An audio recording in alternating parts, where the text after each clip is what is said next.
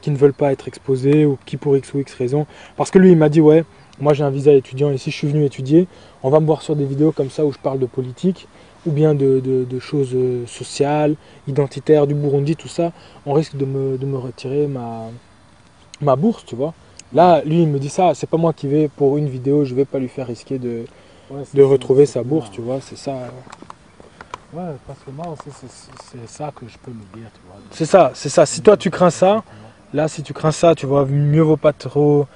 Parce qu'il y a des Burundais avec qui je vais faire ça maintenant en Belgique, qui sont déjà belges, tu vois.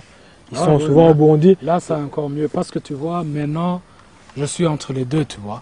Ouais, si les Norvégiens, par exemple, voyaient que tu as parlé du conflit ethnique, alors que ils Même considèrent pas ça. que ça, tu vois, quand je peux, même si au Burundi, là, tu vois, quand je rentre, avant avoir la nationalité, là aussi, si je critique, tu vois, ça peut aussi me causer des problèmes, tu vois. Ouais, mais ça, même moi aussi, je ne publie pas si tu dis des trucs trop. Parce que moi, j'ai aussi mon. Non, non, c'est pas des trucs trop, mais tu peux dire la vérité et elle blesse des gens là-bas, tu vois. Non, elle blesse des gens. Ouais, c'est ça. C'est sûr que de toute façon, même le fait de parler de ça, ça va blesser des gens Ouais, parce que c'est ça. il Donc, y a des gens qui sont trop marqués par ça, tu vois. ouais, Donc, pour après, moi ou pour les autres, donc tu as besoin de certaines balises. Tu dis, donc, je dis ça, mais là, par exemple, quand j'ai la nationalité norvégienne, là c'est clair, comme je te dis la vérité, là, je me lance dans la politique, tu vois, au Burundi. Parce que là, j'ai une certaine protection, tu vois. Quand c'est chaud, je me retire. ouais, mais tu peux pas faire comme ça non plus. Parce que si tu veux faire de la politique, tu dois avoir des gens qui te suivent. Et pour que des gens te suivent, il faut qu'ils sachent que vous êtes dans le même bateau, tu vois. Ouais, Quelqu'un ne ouais, peut ouais, pas te ouais. suivre. Non, je m'y mets, tu vois, à fond, mais en sachant la situation du Burundi, tu vois, je sais bien que il faut toujours te préparer, hein. Parce que tu vois, même moi, à la limite, je te dirais, le discours que tu as maintenant, le discours qu'on a maintenant ici, cette discussion-là, c'est déjà intéressant parce que ça représente une forte majorité des Burundais de l'immigration, un mode de pensée. Ouais, Beaucoup de Burundais de l'immigration pensent comme ça. Donc quand tu expliques ça à haute voix, beaucoup de Burundais peuvent se projeter là-dedans. Et ça peut les faire réfléchir aussi sur le pourquoi, du comment. Tu veux pas faire ci. C'est la réalité du Burundi, ouais, d'une c'est certaine ça, manière c'est aussi. ça, c'est ça. Même si tu n'as vexé personne en disant ça, mais c'est quand même intéressant.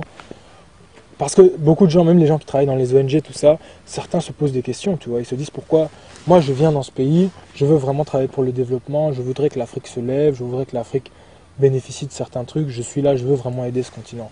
Mais pourquoi est-ce que j'ai pas le retour, par exemple, des Burundais ou des Rwandais? Et là, quand tu expliques ça, tu dis ouais, je peux pas me lancer dans la politique en étant Burundais parce que c'est trop risqué. Non, je suis toujours burundais, tu vois. Mais en fait, le Burundi, tout le monde a envie de bien le développer, tout ça. Mais c'est mieux de le faire en étant, d'abord, premièrement, en étant en dehors, tu vois. En dehors, et donc tu développes le pays, tu fais tes projets, tout ça, même la politique, tu fais là-bas. Mais d'une part, tu sais, parce que ça peut mal tourner tout le temps, tu vois.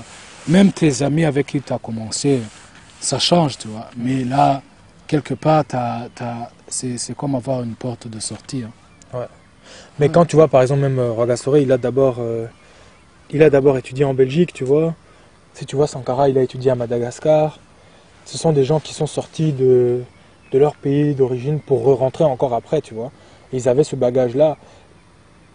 Mais là, dès le moment où tu rentres dans la politique ou dans un mouvement social, tu dois rester. C'est pas que tu deviens leader ou bien tu commences à monter, ça prend du temps.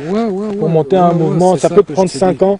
Si la sixième année, c'est là que tu as des problèmes. Même si tu y vas, c'est pas dit que quand j'y retournerai, je vais créer mon propre parti ou bien je peux même y aller en étant dans un autre parti déjà créé, déjà en travaillant sur place, tout ça. Et là, c'est pas directement que tu deviens leader ou ça, mais Voilà. tu travailles selon ta capacité, tout ça.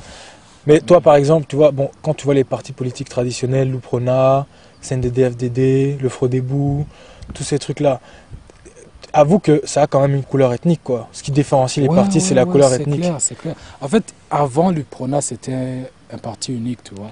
Celui, l'UPRONA qui a été créé par Rwagasore, là. Ouais, c'était un parti unique, ça regroupait tout le monde, tu vois.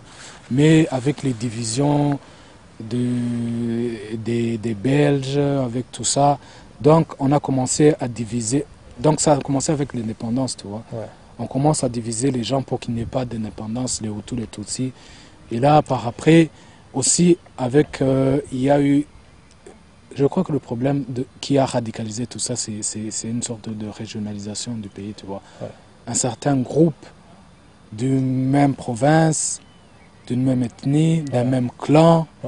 Qui ont un peu monopolisé. Ouais, qui ont tout monopolisé, Ouais. tu vois. Et là, ils excluent à fond. Parce que le problème, c'est pas Hutu contre Tutsi, tu vois.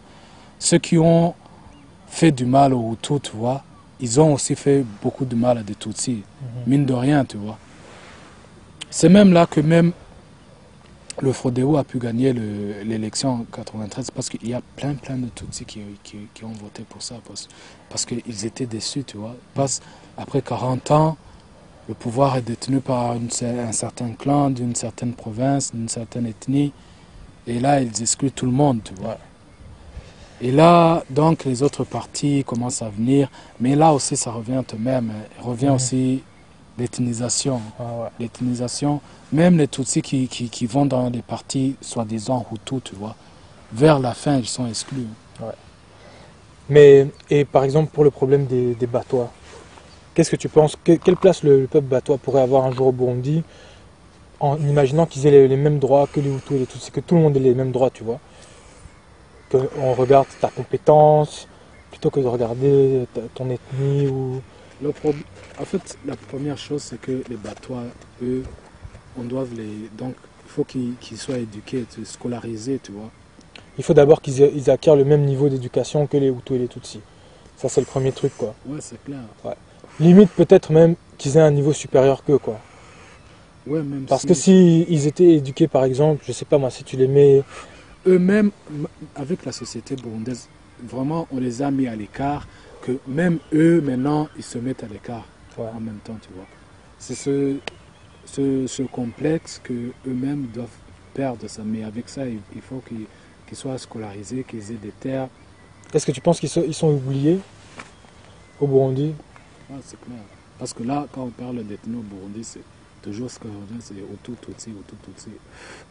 Toi, ça revient... Après, on amène ça pour question de fignoler un accord qu'on a fait. Donc on essaie de les inclure d'une certaine façon, mais d'une façon hypocrite, tu vois. Pour dire, donc, il y a toujours 3 ethnies au Burundi.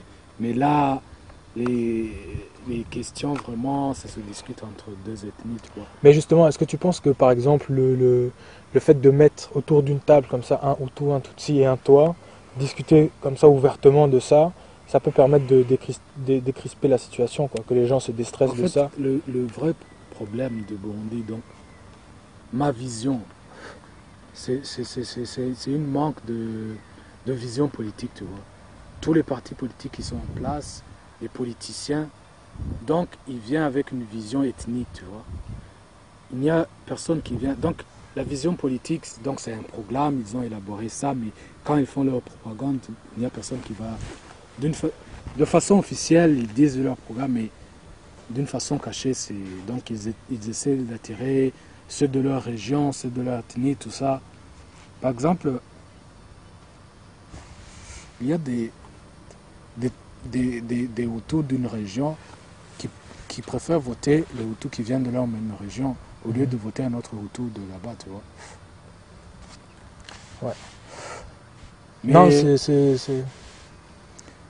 mais aussi le problème avec cette vision politique, pour l'expliquer aux Burundais, là aussi ça demande que même la majorité des Burundais ne sont pas scolarisés, tu vois. Il y a un niveau intellectuel qu'ils n'ont pas pour qu'ils puissent comprendre des choses. Mais là aussi, tu peux essayer de remédier à ça en faisant une politique plutôt qui, donc, à un niveau qu'ils puissent comprendre. Par exemple, des agriculteurs, tu prévois une politique agricole, donc qui les touche directement, tu vois, sur terrain. Mais là aussi... C'est pas facile, c'est compliqué. Hein. Mais c'est vrai que moi j'ai discuté avec un comment ça s'appelle, politicien burundais, tu vois, qui s'appelle Bakunda, qui se trouve ici à Liège. Et lui, il m'expliquait en fait que les partis politiques, ils ont des programmes bien ficelés, tu vois. Ils font ça ici avec l'Europe, tu vois. Ils regardent ça sur le modèle européen, tu vois. Donc c'est vraiment la création d'espaces verts dans les villes où les gens peuvent s'asseoir, respirer, où on mettrait des arbres, tu vois. Les routes, on espace ça. On réfléchit vraiment à même la politique de l'environnement, des droits sociaux, les pensions, les retraites, tu vois. Vraiment, Mais c'est bien ce que je écrit, te quoi. dis, le programme politique là-bas élaboré, les politiciens burundais, ils font ça d'une façon, donc sur la forme. Ils font ça pour la forme, mais dans le fond, là, ils ont une autre politique cachée. Ouais. Et même, il faut s'adapter sur le terrain. Et cette politique cachée-là, c'est l'ethnie, donc. C'est quelque part le fait de se dire, voilà, Ouais, c'est la nous sommes les... corde sensible. Ouais. Et en fait, leur objectif, c'est d'arriver au pouvoir et de pouvoir se servir dans les caisses de l'État, tu vois. Ouais. Et là, pour ça, tout moyen bon. Si c'est l'ethnie, on prend l'ethnie. Si c'est la... Tout si ce c'est le qui peut socialisme, attirer si c'est le socialisme, l'électorat, ouais. ils utilisent ça, tu vois. Avec l'objectif d'aller voler les caisses de l'État, tu vois. Ouais. Et le truc, en Occident, eux, même les politiciens, ceux qui vont, la plupart qui vont qui ont des partis, ce sont déjà des millionnaires, ils ont déjà leur argent, tu vois. Ouais, ils n'ont pas besoin de voler les caisses de l'État. Bien sûr, ouais, ils peuvent voler, tu vois. Ils volent quand même d'une certaine... intelligente Ouais, voilà. et bien calculé, mais là, on pille. C'est du vrai pillage et la communauté internationale ne fait rien parce que d'une certaine façon, elle en profite, quoi. Ouais. Et toi, alors, qui a vraiment vécu au Burundi, tout ça, qu'est-ce que tu peux dire aux jeunes qui sont au Burundi maintenant, qui espèrent un avenir meilleur, tout ça? Si vraiment, avec ton expérience, les pays que tu as visités, tout ça, ce que tu as fait dans ta vie, c'est quoi que tu peux leur dire comme message? Si vraiment tu as un message que tu peux te dire... Ouais, le message, c'est que je dirais bien, donc c'est difficile, je sais que c'est difficile, surtout d'expliquer aux gens qui sont au pays et toi tu es à l'étranger, tu vois. C'est vraiment difficile, donc. C'est vraiment difficile parce que là, ils attendent autre chose que au lieu donc tu peux pas leur venir expliquer donc vous allez développer votre pays en même temps que toi tu es à l'étranger là, tu vois. Ouais. Donc il faut quand même rentrer, si tu veux faire ça. Ouais, d'une certaine manière, il faut rentrer, mais aussi, ce sont les gens, tu vois, les politiciens, ou même la société civile qui doit d'abord bien définir la démocratie, ce que c'est, tu vois. Parce que maintenant, toute politique se base sur la démocratie. Chaque parti, il y a le mot démocratie. Tout le monde, dans le slogan, il doit mettre la démocratie là. Et donc pour faire ça, il faut bien expliquer aux paysans qui ne savent ni lire écrire ce que c'est la démocratie. Parce qu'ils ont une autre conception. Et là, ils développent ça, démocratie égale violence. Et là, ça va pas. Ça va pas du tout. Ok. Mais écoute, merci pour ce petit témoignage. J'espère que ça va apporter un éclairage sur comment ça se passe au Burundi. Et voilà, bonne continuation à tout le monde, quoi. Ouais, merci bien. Ouais.